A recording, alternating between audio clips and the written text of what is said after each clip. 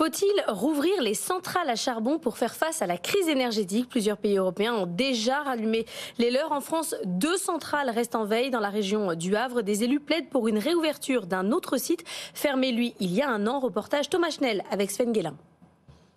Après la centrale de Saint-Avold en Moselle, celle du Havre sera-t-elle la prochaine à fumer de nouveau? Face au risque de blackout électrique, les usines thermiques à charbon sont mises à contribution.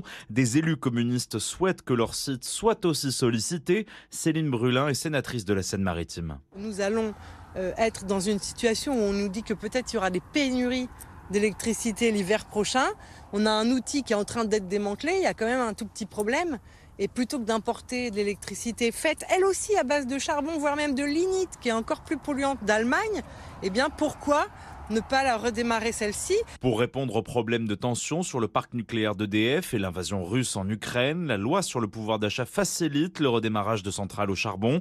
Mais relancer un outil arrêté depuis plus de 12 mois est un défi industriel, détaille le secrétaire général CGT de la centrale Frédéric Guérin. Ça fait plus d'un an qu'on est arrêté maintenant, il y a eu des choses de faites. Rien d'irréversible, mais ça ne va pas redémarrer du jour au lendemain. Il faudrait déjà la remettre à flot, donc ça veut dire qu'il faudrait au moins 9 mois de travaux pour la requalifier, un peu d'argent aussi, même s'il n'y a rien d'énorme, et puis surtout du personnel pour la faire tourner. En France, seule une centrale à charbon fonctionne. Aujourd'hui, en Loire-Atlantique, celle de Saint-Avold se prépare à rallumer les braises dans quelques jours.